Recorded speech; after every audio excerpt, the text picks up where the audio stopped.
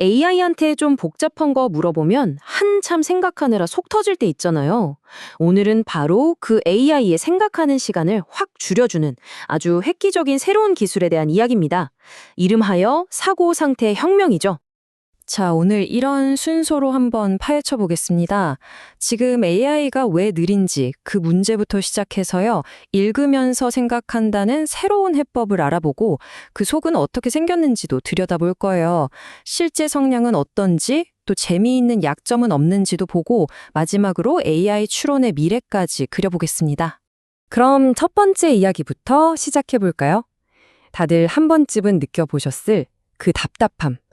대체 AI는 왜 이렇게 느릴까? 그 근본적인 원인부터 한번 짚어보죠. 그건 말이죠. 지금 우리가 쓰는 AI들이 복잡한 문제를 풀 때 연쇄적 사고, 영어로는 chain of thought, 줄여서 COT라는 방식을 주로 쓰기 때문입니다. 그러니까 COT는요, AI가 혼잣말을 중얼거리는 거랑 똑같아요. 답을 딱 내놓기 전에 먼저 이걸 계산하고 그 다음엔 이걸 고려해야겠네? 이런 식으로 생각의 과정을 처음부터 끝까지 다 텍스트로 만들어내야 하거든요. 물론 이렇게 하니까 정확도는 높겠죠. 하지만 바로 이 길고 긴 독백 때문에 느려지고 또 그만큼 돈도 많이 드는 겁니다. 이 그림을 보시면 차이가 확 느껴지실 거예요. 오른쪽이 바로 그 연쇄적 사고, 코티 방식인데 질문 뒤에 저렇게 장황한 생각 뭉치가 다 붙어야 해요. 그런데 왼쪽을 보세요. 오늘 우리가 살펴볼 사고 상태 방식은 글을 읽어 내려가면서 바로바로 생각을 처리하기 때문에 훨씬 더 깔끔하고 효율적으로 보이죠? 자, 그럼 이 새로운 방식, 사고 상태라는 건 대체 뭘까요? 이건 그냥 속도만 좀 빨라지는 게 아니라요. AI가 문제를 푸는 접근법 자체를 뿌리부터 바꾸는 그런 개념입니다. 이 비유, 이거 하나만 기억하셔도 오늘 내용은 거의 다 이해하신 겁니다. 기존의 연쇄적 사고는 책을 일단 끝까지 다 읽고 나서야 내용이 뭐였더라? 하면서 처음부터 요약문을 쓰는 방식이에요. 반면에 사고 상태는 뭐냐? 우리가 책 읽을 때처럼 중요한 부분의 줄도 긋고 옆에 생각도 적어 놓는 거죠. 어때요? 훨씬 더 똑똑한 방법 같지 않나요? 이 책 여백에 메모하는 방식의 핵심 원리는 이렇습니다. AI가 글을 읽다가 짧은 사고 토큰이라는 걸 만들어요. 일종의 메모죠. 그리고 이 메모들을 상태라는 작은 꾸러미로 압축합니다. 다음 페이지, 그러니까 다음 텍스트 덩어리를 읽을 땐 이 꾸러미를 참고하면서 읽는 거예요. 여기서 제일 중요한 포인트, 이 방식 덕분에 연쇄적 사고처럼 컨텍스트가 계속 길어지는 문제를 피할 수 있다는 겁니다. 이게 바로 속도와 효율을 잡는 비결이죠. 좋습니다. 개념은 어느 정도 잡힌 것 같으니 이제 조금 더 안으로 들어가 볼까요? 이 똑똑한 아키텍처가 기술적으로는 과연 어떻게 돌아가는 건지 그 내부를 한번 살짝 엿보겠습니다. 이 그림이 전체 흐름을 보여주는데요.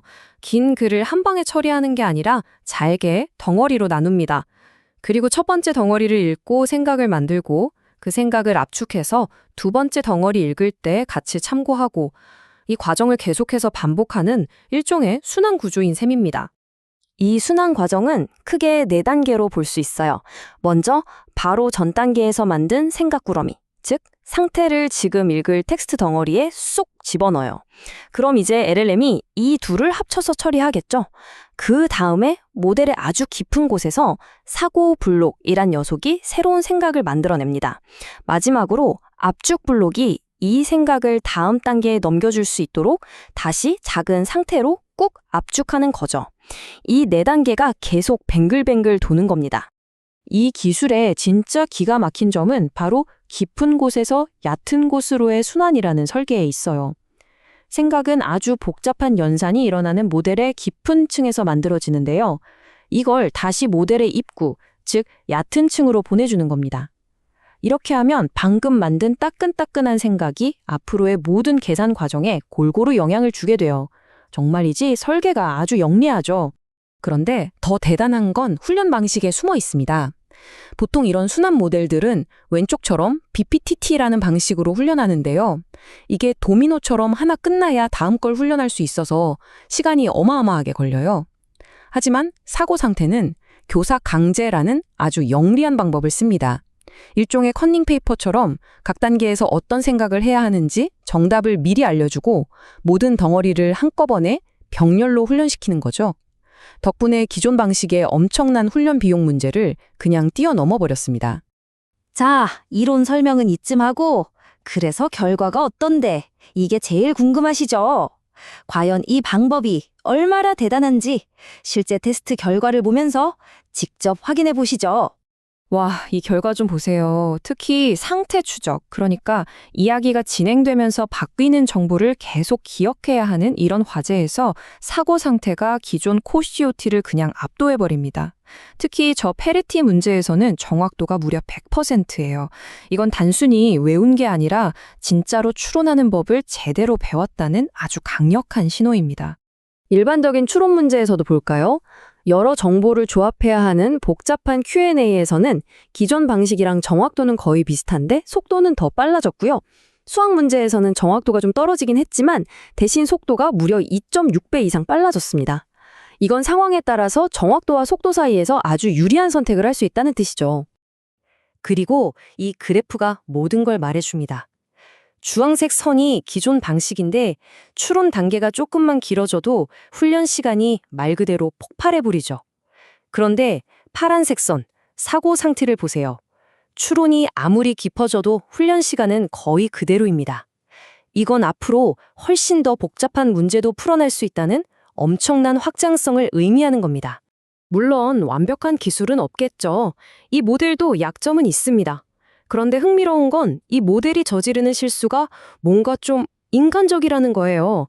강점뿐만 아니라 이 독특한 실패 사례까지 들여다보면 이 기술을 더 깊이 이해할 수 있습니다. 이거 정말 놀라운 부분인데요. 오히려 사고 상태는 맞췄는데 기존의 COT는 틀린 문제들이 꽤 있었다는 겁니다. 예를 들어 COT가 혼자서 막 없는 단계를 상상해서 계산하거나 너무 복잡하게 풀다가 스스로 함정에 빠지는 그런 경우들을 사고 상태는 오히려 잘 피해갔다는 거죠. 그럼 사고 상태는 어떤 실수를 할까요? 바로 상태의 모호성이라는 아주 특징적인 오류를 보여요. 이게 뭐냐면 긴 지문을 쭉 읽고 있는데 진짜 질문이 맨 마지막에 나오는 거예요.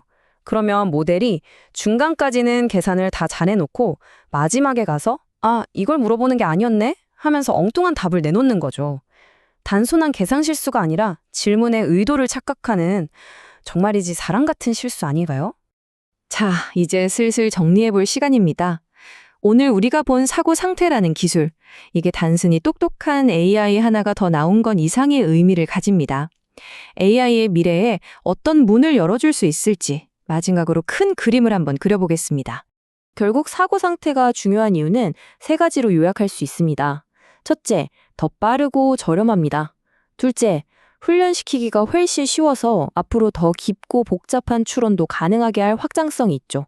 그리고 마지막으로 AI가 무슨 생각을 했는지 그 과정을 우리가 들여다볼 수 있어서 AI를 더 투명하고 신뢰할 수 있게 만들어줍니다. 이 연구가 우리에게 던지는 마지막 질문은 바로 이것입니다.